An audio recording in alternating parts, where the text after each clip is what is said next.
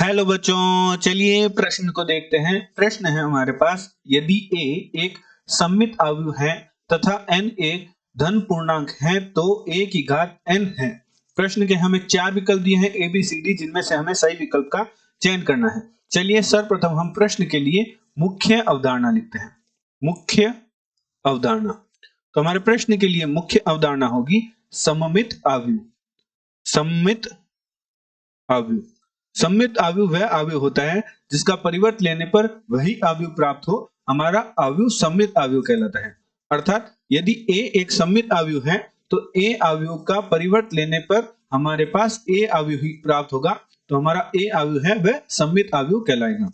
अतः प्रश्नानुसार, प्रश्न में हमें दे रखा है प्रश्नानुसार a हमारे पास एक सममित अवयव है, तो हम कह सकते हैं कि a अवयव बराबर होगा a के परिवर्त अवयव के। इसे हम समीकरण 1 नाम दे देते हैं। और प्रश्न में हमें कहा है कि a की घात n का मान ज्ञात कीजिए, जहां n एक धन पूर्णांक है। तो समीकरण 1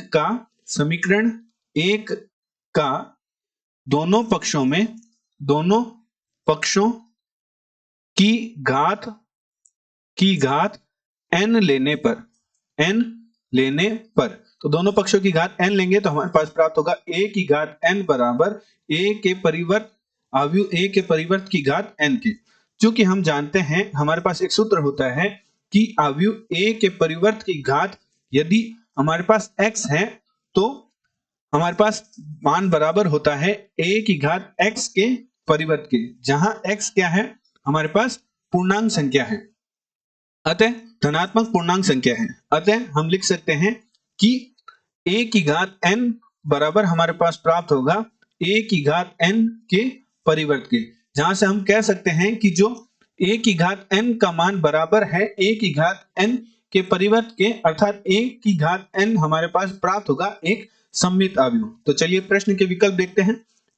दिए गए प्रश्न में बी विकल्प प्रश्न का सही उत्तर है। आशा करते हैं आपको प्रश्न का समझ आया होगा। धन्यवाद।